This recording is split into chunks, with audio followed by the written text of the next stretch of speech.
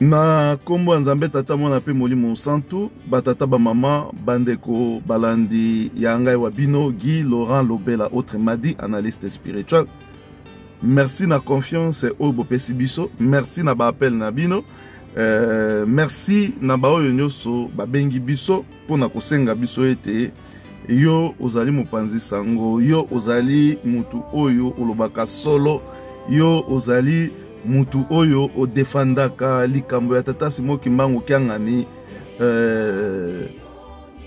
olobi likambo moko te après avoir mokonzi ya boule kosala ba changement na mboka ya Afrique du Sud et puis ozali moko oyo ozali mieux placé na mboka ya Afrique du Sud parce que ozali moko ya bapanzi sango na makambo oyo euti koleka oyo mokonzi ya boule tata Simoki Mbangu Kiangani auti kosala ba nomination 1 ya niveau ya nation parce que en Afrique du Sud batata ba mama tozala ki na nation te nation pour la première fois existé en Afrique du Sud ezali ba nomination oyo papa Simoki Mbangu Kiangani auti kosala liboso nation ezalaka mais ezalaka compromis ya batu basalaka yango bayokani yo zala boye ngai na zala boye mais cette fois-ci ezali ba nomination ya liboso oyo tata Simoki Mbangu aye ko gracier bandeko ya Afrique du Sud na oyo etali nation.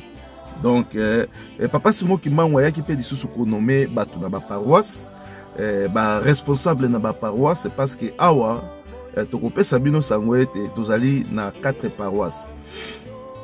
2 paroisses ezali active ezali pe na batu mwa ebele, paroisse ya Johannesburg na paroisse ya Cape Town esika biso tokozalaka. Le reste ya ba paroisse nde ezali ba paroisse oyo normalement fallait za ba seli mais lokola Afrique du Sud tozali kaka ndenge oyo yango ezali alors tokoma kobenga yango ba paroisse. Normalement ezala batu ebele te, la paroisse ya Pretoria ezala la paroisse ya Durban KwaZulu Natal ezala batu vraiment ebele te mais bandeko na biso bazali kuna basambelaka à chaque fois oyo bosenga ezali ya kosambela. Nini tokoki koloba par rapport ya recommandation na bino par rapport ya ba appel na bino ndenge bosengi na biso ete tokoka kosala analyse ya muke pona makambo maye mazali koleka awa na Afrique du Sud. Ya liboso tosengi tout d'abord bolimbisi parce que totie maneti ya mwindo tu na miso na biso ezali signe ya respecté kasi tolingaki koyebisa bino ete soki totie yango ezali kaka parce que moi ezali awa makasi alors esengeli na biso totia yango pona miso ezali pe kotungisa biso yango bomoni totie libino maneti ya lolenge ena parce que tozali na période ya moi awa donc moi pe ezali makasi vraiment. Merci beaucoup na confiance bopesi biso, merci beaucoup na ba appel na bino, merci beaucoup na kokroire na ba analyse na biso, merci beaucoup na oyo tokosala katango nyonso ndenge tokoloba yango ezali nguya na biso te ezali pe makasi na biso te. Tata Simoki Mbangu Kiangani nde azali base ya spiritualité ya connaissance oyo tokozalaka nango na courage oyo tokozalaka nango ya kosala ba émission les analyses spirituelles. En ce qui concerne les situations en Afrique du Sud, ngai papa analyste spirituel na lobini selon ba recommandation na bino, selon ba appel na bino. Biso tolingaki toloba boye etaki ba panzi sango. Afrique du Sud ekwei ya ba article mibale ya Lukutakano ya 2016.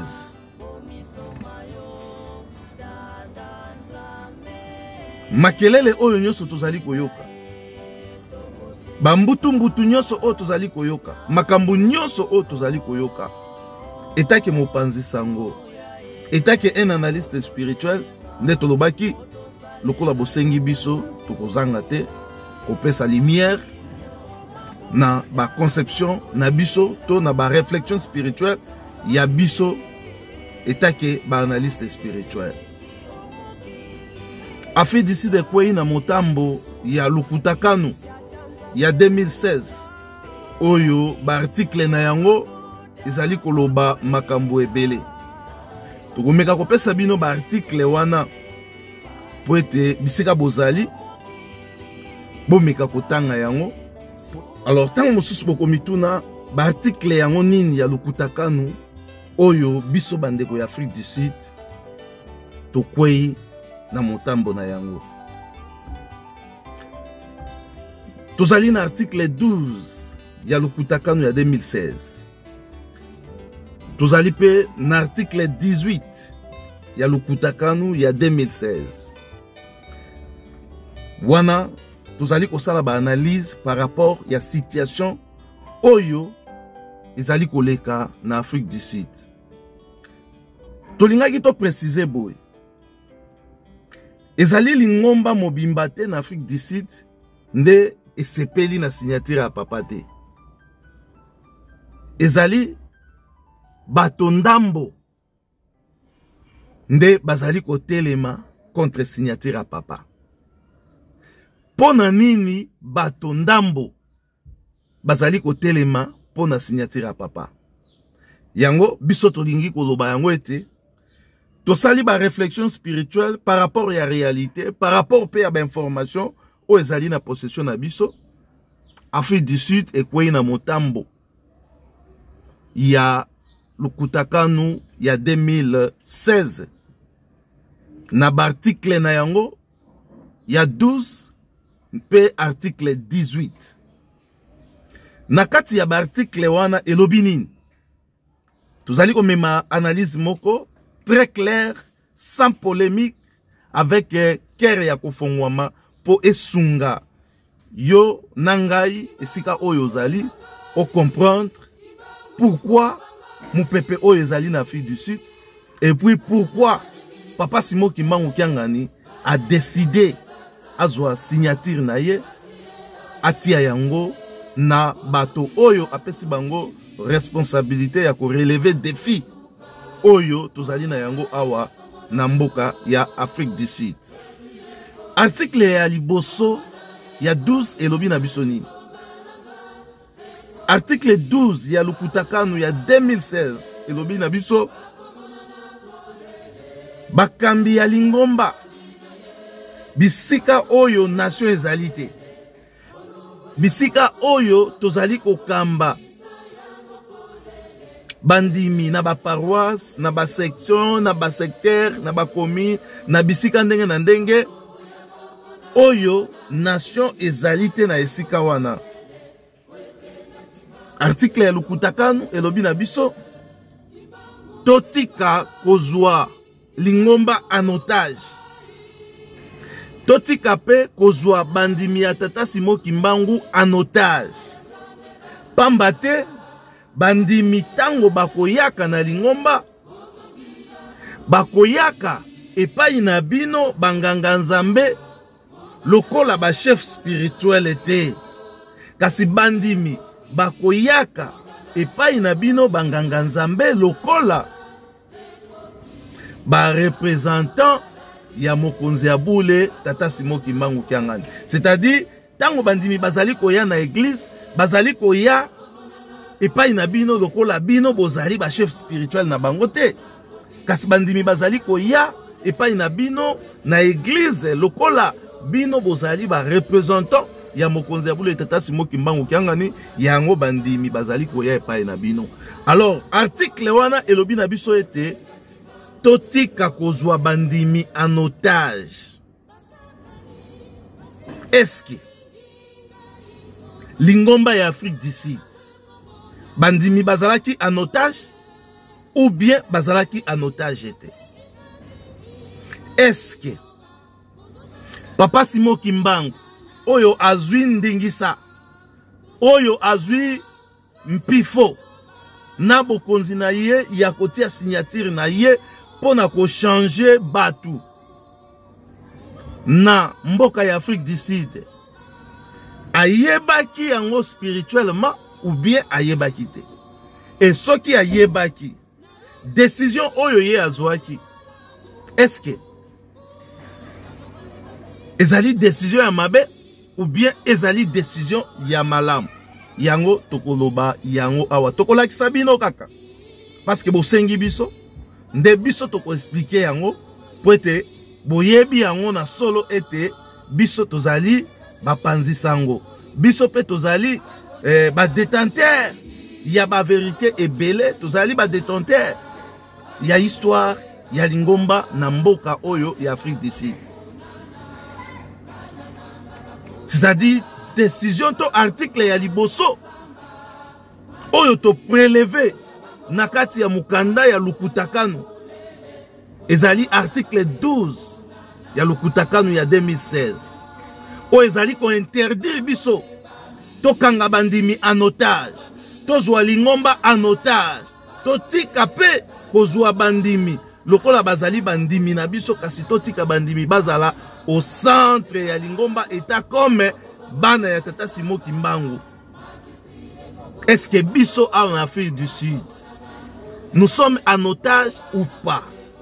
Toko kota na ba détail ebelete pona kopesa ba explication parce que ba information na makambo ebele o ezali na possession na biso soki tolobi to étaler yango nyonso et kozala pe lokola tozali kosala tozali kosunga lingomba te tozali ko exhiber makambo nyonso ya lingomba na ba media nzokande ezali malamu te ezali pe condamnable. Mais toko meka kopesa kaka ba exemple moko boye clair oyo tokoki ko benga yango ke ba exemple moko justificatif ou bien ba exemple moko we palpable na point ya liboso oyo tolobi soki lingomba ezali en otage ou bien ezali en otage te. Est-ce que ba responsable banganga nzambe oyo bazalaki ko kamba biso bakangaki lingomba en otage ou bien bakangaki lingomba en otage te? Wana ezali article ya liboso article 12 ya Lukutakano ya 2016. Ndenge nini tokoyeba soki ya solo bandimi bazalaki en otage? Et puis ndenge nini tokoyeba soki ya solo lingomba ezalaki en otage awa en Afrique du Sud avant tokota na ba manifestation oyo nyonso batu basali? Pona koyeba ete lingomba ezali en otage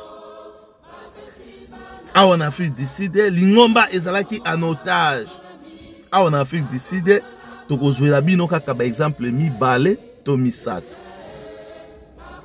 Exemple ya liboso, batu nyonso oyo papa Simon Kimbangu Kiangani anomaka, c'est-à-dire papa Simon Kimbangu Kiangani na volonté propre na ye ou bien après avoir consulté batu ya confiance oyo ye azali na confiance na bango batu wana soki papa Simon Kimbangu a nommé bango awa na Afrique du Sud basalaka te. Premier point pour na kolakisa sur réellement église ezalaki en otage awa en Afrique du Sud. Tozali na ka ya batu ebele bakoki kozala 5 personnes oyo toko cité ba kombo te, mais nous avons les documents. 5 personnes nommées et pas ya papa, ça passait par canal ya ba responsable oyo bazalaki kotambwisa Afrique du Sud. Et leur nomination ezalaki rejeté et pas ya ba responsable oyo bazokamba biso jusqu'à ce que balukela batu wana ba problème batia bango libanda ya lingomba selon pe procédure ya lingomba te selon volonté na bango sans respecter les procédures ya lingomba oyo lingomba elobake mutu nyonso oyo papa a nommé ye avant bolongola ye avant botia ye sima ya lingomba avant bo destituer na fonction wana il faut koleka na nzela ya mutu oyo apesa ki bokonzi wana parce que na administration balobaka mutu oyo anomaka ye wana pe a révokaka. Celui qui nomme, c'est celui qui révoque. Est-ce que tozali na baka ya 5 personnes, si je ne me trompe pas, ya batu oyo papa Simon Kimbangu Kiangani apesa bango ba responsabilité. Mais neti bazalaki parrainé et pas ya ba responsable ya Afrique du Sud du te oyo tokotanga ba kombote et batuana batikala kosala te jusqu'à maintenant. C'est-à-dire pona bango ezali avant osala awa na Afrique du Sud. Il faut nomination wana bango ba fimpa yango nanu batali yango soki ozali mutu na bango te okosala te bakosala yo tu bakolongola yo bakosala nyonso bakolongola yo na place wana. Wana ezali premier point pona ko identifier si réellement église en Afrique du Sud ezalaki en otage. Deuxième point, papa azali koyebisa biso totonga nkamba totonga pe bisika oyo biso tozali. Est-ce que Afrique du Sud esi esala elembo ata moko na nkamba pona kolakisa mokonzi ya bule kolo lingomba ete lingomba na yo oyo ezalaka na Afrique du Sud tala elembo oyo biso tosali na kati ya mboka ya nkamba pona kolakisa ete tozali ko soutenir yo na oyo ezali lokola devoir oyo ba papa batikaki ya kotonga nkamba po bilaka ekokisama. Est-ce que Afrique du Sud basi basala elembo moko na nkamba pona kolakisa présence na bango batintani te bambongo oyo toza kokende nango te mais toza koloba elembo parce que awa na Afrique du Sud tosi tosomba lupangu ya liboso tosombi lupangu ya liboso lupangu wana tosombaki yango ezalaki na kati ya avenue. Alors ba voisin ba peselaki biso rapport na municipalité moyen to sambela lisusu ezalaki te. Alors tokomaki ko futela na salle entre temps tozali na lupangu wana ezali na Johannesburg. Tozali na lupangu na biso oyo lingomba esombi na mbongo na yango. Wana ezalaki première ndaku oyo Afrique du Sud esomba na Cape na nini na mbongo ya lingomba. Tolongwe na ndaku wana ndaku mususu eye komonana oyo ezalaki encore un peu cher par rapport ya esika oyo tosombaka liboso. Afrique du Sud esali sensibilisation na mobilisation ya makasi epai ya bandimi pona kosomba deuxième parcelle na Johannesburg. Eteki lupango oyo ezalaka liboso e na sima eye kosomba deuxième parcelle na Johannesburg. Wana ezali ba effort oyo biso tozali kosala na niveau ya Afrique du Sud. Et Afrique du Sud ezali lisusu na programme ya koluka kosomba deuxième parcelle awa troisième parcelle awa na Cape Town. C'est-à-dire tozoloba par rapport ya ba acte. C'est-à-dire esombaka liboso eteki eye esombi lisusu et ezali na procédure po ete ekoka kosomba lisusu ndaku awa na Cape Town. Ekozala lokola troisième fois lingomba esomba ba mapangu to esika awa na Afrique du Sud. Et puis oyo ekozala possession na biso ekozala lokola deux parce que moko etekama. Et puis kosomba lupangu na libanda ezali kwangate. C'est-à-dire ezali volonté na ba effort ya makasi oyo bandimi bazali kosala pona ko réaliser makambo wana. Na nyonso wana na volonté nyonso oyo tozali kosala pona kosomba esika awa na Afrique du Sud. Eza na ba paroisse nyonso to sombi motuna ezali boy. Est-ce que tosi tosala elembo na nkamba ya kotonga parce que nkamba mabele ezali ya ofele. Nkamba mabele ezali ya ofele. bokosomba kaka basima na bino na biloko na bino. Mais biso na Afrique du Sud, est-ce que tosi tosala elembo na nkamba ya botongi? Ndenge bandeko na biso ya France, bandeko na biso ya Paris, bandeko na biso ya Europe, bandeko na biso ya Amérique, bandeko na biso ya Canada, bandeko na biso ya ba pays différents oyo toyebi basalaka batour na nkamba pona kosepelisa mokonzi ya bule Tata Simon Kimbangu Kyangani. Est-ce que biso na Afrique du Sud tosi tosala yango ou bien tozali na tosi tosala yango nanu tosala yango te? Biloko nyonso oyo ezali na poto oyo tozali komona bana ya poto bakendaka kosepelisa nango mokonzi ya bule Tata Simon Kimbangu Kyangani. Bana ya poto basi ba mema ba mituka, ba tracteur, ba remorque, basi ba mema ba moto, basi ba mema ndaku, basi ba tonga ya minene ya makasi ya kitoko pe. Bana poto basi ba mema ba biloko ya ndenge na ndenge, ba peinture, ba tube, ba biloko ya ndenge na ndenge. Et dernièrement awa tozali komona ba bateau ezali kokita malgré ezali ba effort ya ba mama nyoso na mokili, mais kuya makasi ezali epai ya bana ya poto.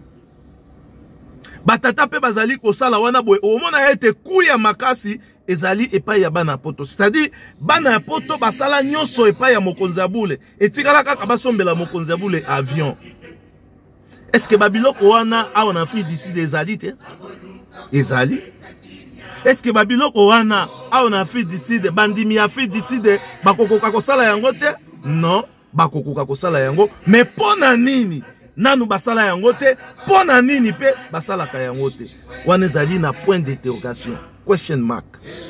Est-ce que Lingomba en Afrique du Sud ezali en otage ou bien ezalaki en otage te? Point ya misato, juste pona kolakisa ete est-ce que Lingomba ezalaki en otage ou bien ezalaki en otage te? Ba appel nyonso mokonzi ya bule Tata Simon Kimbangu Kyangani asalaka ya kobengisa bambuta, ya kobengisa banganga nzambe, ba réunion ya lukutakano, ba réunion ya ndenge na ndenge oyo esalemaka na niveau ya nkamba. Est-ce que bambuta ba responsable ya ba paroisse na Afrique du Sud est-ce que bakendaka ko répondre na ba appel ya Tata Simon Kimbangu Kyangani? Selon ma information à notre possession, tozali kaka na maman pasteur de fête maman Gino oyo a participé juste une fois na Lukutakano. Je crois Lukutakano il y a 2018.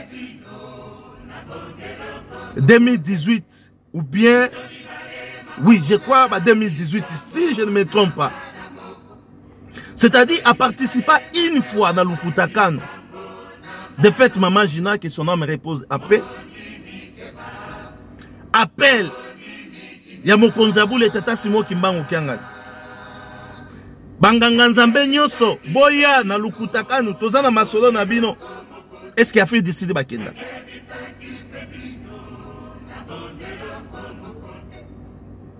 Est-ce que banganga nzambe ya fait décider bakenda? Soki bakendaka makambu oyo eloba makana Lukutakano eske babetelaka yango bandimi na bango ndenge elobamaki ou bien babetelaka yango bandimi na bango? Tozala conscient tangu tozali kotelema, tozala conscient tangu tozali kosala ba réplique, tozala conscient tangu tozali kosala ba audio, tozala conscient tangu tozali kotelemela signature ya mokonzi ya bule. Nzambe azali kotala biso ezala na molimo ezala na bonzoto, azali ko contrôler biso ezala na molimo ezala na bonzoto. Nzambe asalaka likambo pamba pamba te, soki Nzambe asali likambo asalaka yango na tina. Donc topesi bino ba elema misatu oyo ezali na article 12 ya Lukutakano oyo ezali koloba ete banganga nzambe bazali na droit ya kozwa bandimi en otage te, bazali pe na droit ya kozwa Lingomba en otage te na bisika oyo nation ezali te.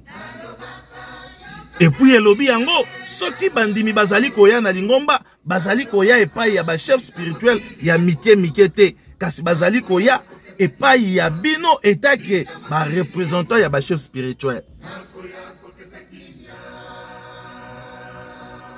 Est-ce que biso en Afrique du Sud tozwa lingomba en otage? Oui, lingomba ezalaki en otage. Pambate batu oyo mokonzi ya bule apesaka bango musala basalaka te sans que batu oyo bazali awa bazwa la décision. Afrique du Sud, est-ce que etongaka nkamba et participaka esi elona na nkamba? Ndengenge ba paroisse mususu ya Europe ezali kosala. Batata ba mama biloko ebele ezali awa na Afrique du Sud.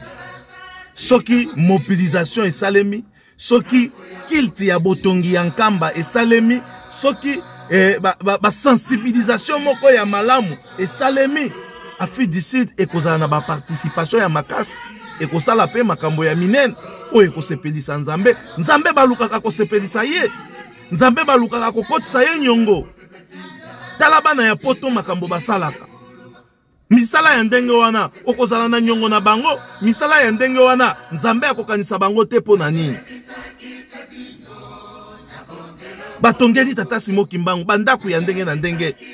Batongeli Tata Simon Kimbangu ba mausolée, ba amphithéâtre, tala biloko ekota na amphithéâtre. Tala ba biloko ezali na mausolée. Tala ba mituka bana ya poto bayaka nango.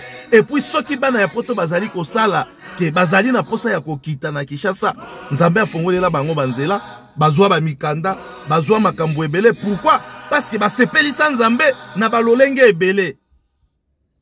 Basepelisa Nzambe na balolenge ebele. Voilà batata ba mama, bino ba ebozalaki na posa ya mongongo na biso. Bino ba ebozalaki na posa biso ba analyste spirituel to mekape kopesa moi éclaircissement na biso par rapport ya ba décision ya mokonzi ya bule Tata Simon Kimbangu Kiangani na oyo etali nomination oyo bandeko na biso bauti kotelemela yango. Tokoti na article ya mibale oyo Afrique du Sud ekangami na yango. Tokomi na article 18 ya Lukutakanu ya 2016. Article 18 ya Lukutakanu ya 2016 elobi na biso nini? Avant de condamner Tata Simon Kimbangu Kiangani, avant de lobaete Papa Simon Kimbangu Kiangani bakosi yo, avant de lobaete Tata Simon Kimbangu Kiangani babubi yo, avant de lobaete Tata Simon Kimbangu Kiangani batu oyo yo tie biso tozomona bango na spiritualité, yo omoni bango na spiritualité te. Article 18 ya Lukutakanu ya 2016 elobi na biso moto moko te azali na pouvoir ya kotelemela pe ko contester contre signature ya mokonzi ya bule. Moto moko te azali na pouvoir ya kotelema pe ko contester contre signature ya mokonzi ya bule, parce que acte oyo mokonzi ya bule azali kozwa ezali spirituel. Soki mokonzi ya bule a relevé mutu na fonction moko boy, ezala mondimi, ezala mbuta, ezala nganga Nzambe, mokonzi ya bule soki atomboli yo na fonction moko boy ya monene, mutu ata moko azali na droit ya kotelemela signature ya mokonzi ya bule te, parce que acte oyo mokonzi ya bule azui ezali spirituel. Batata ba maman, to kwa ipe lisusu na article wana pona komona ete batu ebele bakomi na posa ya kopesa mokonzi ya bule leçon kolakisa ye batu ezala spirituellement mokonzi ya bule azali koyeba biso ndenge oyo ngai na yo tozali. To soki mokonzi ya bule azui signature na ye apesi yango epai na yo, alobi ete a partir ya lelo na pesi yo responsabilité oyo, batata ba maman akopesa yo na ba provision nyonso, na ba garantie, akopesa yo makambo nyonso. C'est-à-dire soki ozalaki moto ya mayele te yeba yango na tango wana tata Simon Kimbangu akopesa yo mayele. Soki ozalaki na nguya te yeba yango na tango mokonzi ya bula apesi yo responsabilité akopesa yo pe nguya.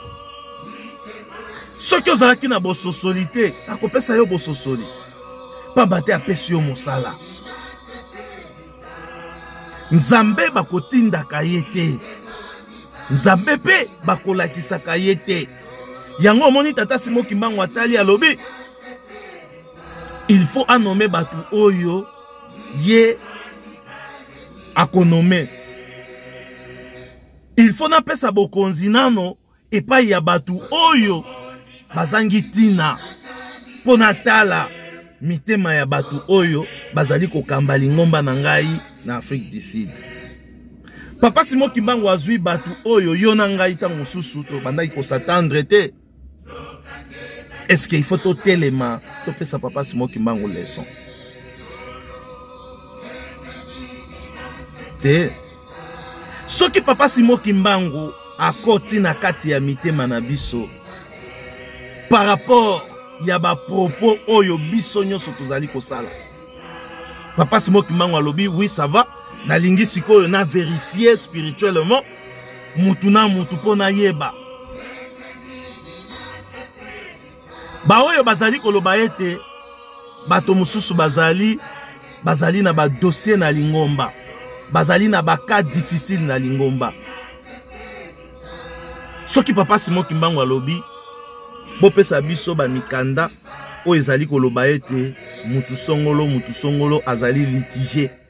Mutu oyo ngana nome azali litigé na likambo boye na dati boye totiaki esima lingomba. Est-ce que biso tokozala capable ya kopesa Papa Simon Kimbangu ba document exact o ezali koloba ete mutu boye akokite azala wana? Parce que ba accusation nyonso oyo biso tolandi na ba audio ezali ba accusation oyo babengaka yango non fondé. Non fondé pourquoi? Parce que mutu mususu aya en Afrique du Sud azana 5 ans. Mais azo déclaré que papa a nommé batu ya 17 ans bayaka église. Comment est-ce que yo en Afrique du Sud osali kaka 5 ans mais oza koyeba ke batu songolo basali 17 ans? Nani ayebisi yo ete mutu songolo asali 17 ans? O mutu songolo mutu ayebisinga otali mutu mususu azoloba ke mutu boye ayiba téléphone ezaki na date nini et puis ba prévenir ni lingomba ekangaki pona mutu wana na acte oyo ye asalaki et puis sima ya lingomba batiaki ye na date nini otali. C'est-à-dire nous avons que des problèmes oyo ezali ba montage pona ko ridiculiser bana ya tata Simon Kimbangu misusu. Yango komona na maloba ya Papa Simon Kimbangu kiangani ebele. Soki olandi yango okomona yango ete mingi bakenda basima ya lingomba na ndenge ya mabe, mingi basala boye na ndenge ya mabe, mingi batia bango boye ba 100 mètres, ba 200 mètres. Tout ça ezalaki pourquoi? Ezalaki ba montage pona koluka ko ridiculiser bana ya tata Simon Kimbangu. Soki réellement tozana posa ya kopesa Papa Simon Kimbangu kiangani leçon par rapport ya ba décision oyo tata Simon Kimbangu azui pona lingomba ya Afrique du Sud, il faut to mituna. Est-ce que papa azana raison ya kotia bato mususu ou bien azana raison te? Est-ce que papa azana raison ya konome batu oyo biso tolingi te ou bien batu oyo ye alingi ou bien azana raison te? Alors soki papa azana raison azape na pouvoir ya konome batu oyo ye alingi, azape na droit ya kozwa mutu oyo azalaki na se ya komisi likolo, toza obligé ya kokanga minoko na biso to respecter lingomba. Parce que mingi pe kati na biso bayebi lingomba malamu te. Parce que mutu oyo ayebi lingomba akoki kotelemela signature ya mokonzi te. Yango moni lingomba il faut kotia na mutu ya lingomba batu oyo bazali na na bokoko ya lingomba batu oyo bayebi kinkulu oyo tobengaka yango bokoko ya lingomba. Parce que mingi oyo tozali ba responsable oyo topesameli pe mikumba na ba paroisse différent mingi kati na biso tozali vraiment na expérience ya lingomba te toyebi pe bokoko ya lingomba te yango omoni tozali kotelemela signature ya mokonzi ya bule yango omoni tozali kokosela batu makambo yango pe omoni tozali kokreye ba makambo ndenge na ndenge pona ko déséquilibrer procédure ya lingomba ko déséquilibrer ordre ya lingomba batata ba mama bandeko ba kimbangiste wana ezali ba analyse na biso par rapport ya situation ya fils d'ici parce que bobengi biso bokomeli biso bolobi qu'est-ce qui se passe alors biso tozali la voix de vérité tozali obligé ya koya kopesa pe opinion na biso kopesa pe analyse na biso par rapport ya oyo mokonzi ya bule tata Simon Kimbangu kiangani awuti kosala lokola ba nomination na ba constant oyo biso tosali tata Simon Kimbangu azali complètement na raison azali complètement na raison ya ko nommer batu oyo ye alingi sans que bino boyeba ezali pouvoir illimité et puis pouvoir discrétionnaire ya ye. Alors spirituellement ce qui a constaté était lingomba na ye ezalaki en otage azana posa ya ko récupérer yango et que biso nyonso oyo tozalaki na lingomba tozalaki en otage. Il faut apesa yango epa ya batu oyo kolinga te, il faut apesa yango epa ya batu oyo bazali bakoya kotia kimia, il faut apesa yango epa ya batu oyo ye alingi parce que biso na yo tosi tokotaki na kati ya otage tozali na kati ya otage makambo oyo biso tokoki kosala makambo oyo biso tokoki koloba batu oyo bazali kokamba biso batu oyo bakangi biso en otage bako permettre yango ebima te parce que avant ebima il faut eleka na nzela na bango et puis soki eleki na nzela na bango te ekosalema te. Lingomba ezali ya tata Simon Kimbangu. Je crois que tata Simon Kimbangu azali na pouvoir na ye ndenge tozali koloba yango pouvoir na ye ezali discrétionnaire et puis ezali illimité. Donc na côté wana biso ba analyse spirituel nde tomekaki kopesa lumière na biso epai ya baye bakolandaka biso pe epai ya baye bazalaki na posa ya koyeba réellement qu'est-ce qui se passe en Afrique du Sud. Bo tenir biso rigueur te ezali ndenge nzambe asalela biso ya koloba solo. Donc batata ba maman bandeko ba kimbangiste bana ya tata Simon Kimbangu ba oyo bazali sima ya signature ya mokonzi ya bule tata Simon Kimbangu kiangani bo demere kozala na sima ya mokonzi ya bule parce que ezali mobeko kotelemela la signature ya mokonzi ya bule. Soki mokonzi ya bule apesi mokumba epai ya batu oyo bazali mayele te. Soki yo zali mayele pesa batu wana makasi lakisa bango esika nini bakoki kosala epuis eloko nini bakoki kosala po ete babongisa lingomba ekende liboso. Soki tomoni ete mokonzi ya bule apesi mokumba epai ya batu oyo bazali ya kokoka te biso baye tozali ya kokoka tosunga bango topesa bango maboko po ete basala musala oyo tata Simon Kimbangu apesi bango na ndenge ya solo. Donc soki tomoni ete tata Simon Kimbangu apesi mokumba epai ya batu bazali bakimbangise te toteya bango toteya bango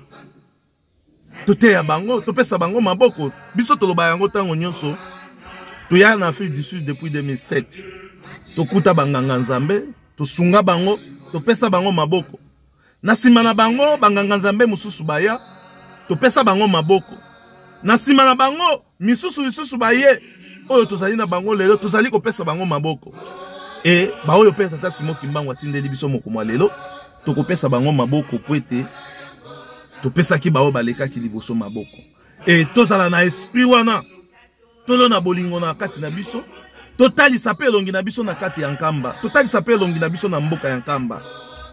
Papa alobi totonga nkamba totonga pe bisika tozali ezali procédure ezali système mobimba mais papa alobi te totonga bisika tozali après tokoya kotonga na nkamba te, c'est-à-dire soki tosombi bandaku na libanda il faut totonga pe ndako na nkamba, Foto banda pe kotonga ndako na nkamba.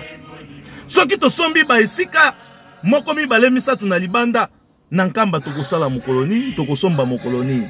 Yango moni Nzambe azali na posa ya batu oyo bayebi kinkulu ya lingomba, bayebi bokoko ya lingomba, batu oyo pe bazali na susi ya mboka ya Yerusalemi. Pamba te Papa Simon Kimbangu Kiangani azali na ba responsabilité ebele na mboka ya nkamba, ezali kosenga biso nyonso totalisa elongi na biso kuna po ete to accompagner ye na misala oyo ye azali kosala. Batata ba mama ezalaki juste réponse na mituna na bino par rapport ya oyo bino botuna ki biso. Afrique du Sud tokwei na mibeko ya lukutakanu ya 2016 na article 12 na article 18 o ezali koloba ete totika kozwa bandimi en otage.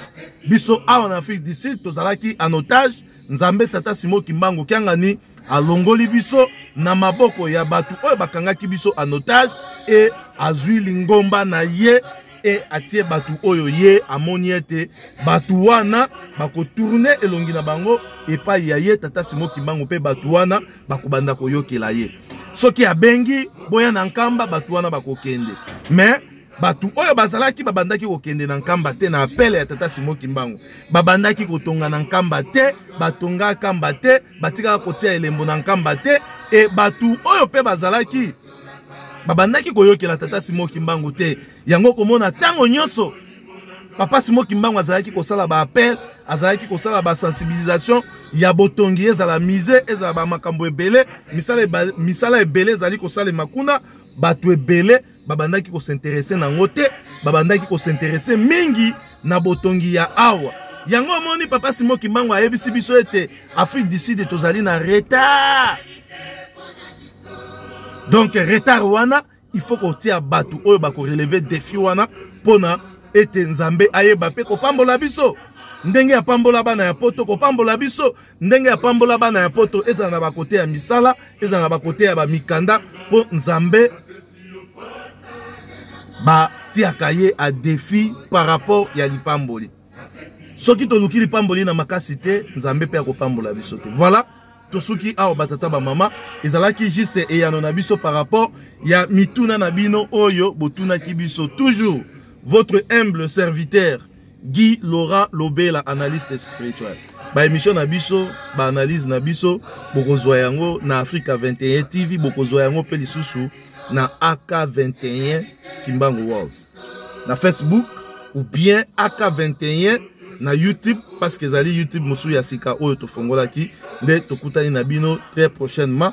Tozali na esengo pambate bo pesi confiance pa na biso, tozali na esengo pambate bozali ko trace ba réflexion spirituelle na biso, yango bokomela ki biso, yango pe bobenga ki biso. Biso tozali ko soutenir ba bazali ko loba biso tozali sima Tata Simon Kimbangu. Biso tozali ko soutenir ba bazali ko loba ete Tata Simon Kimbangu alongoli biso na boumbu. Biso tozali ko soutenir ba bazali ko loba ete Tata Simon Kimbangu akanisi biso cette fois-ci atie elongi na ye pa na biso, alongoli biso na monyololo tozalaki na yango. Mingi bafanda na bandako, mingi pe bazali akize na ba makambo ebele oyo yebani mutu na makolote, bakozwa courage ya kozonga na lingomba. Pamba te Papa Simon Kimbangu asaleli sagesse ya bonzambe, atieli biso batu oyo ngai na yo toyebite.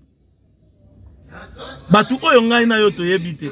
Batu oyo ngai na yo tozomona ete bazali incompétent, bangonde bakosangisa biso, bangonde bakosala ete ngai na yo tosolola. Parce que na kati na biso toyebani ete yo na mutu boye bosolola kate, mutu boye na mutu boye bosolola kate, batu boye na batu boye basolola kate. Tozali ko telema ya pamba.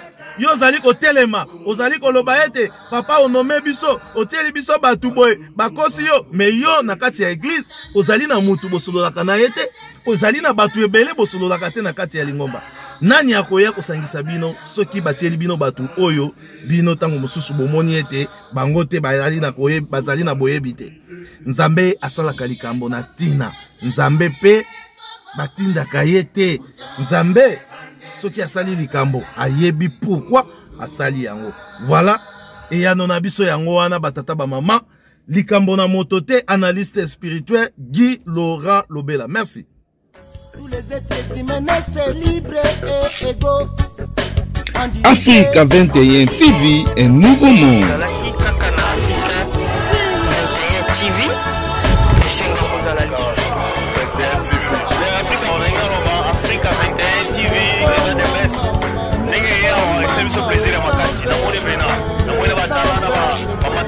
Merci à Africa 21 TV pour la présence.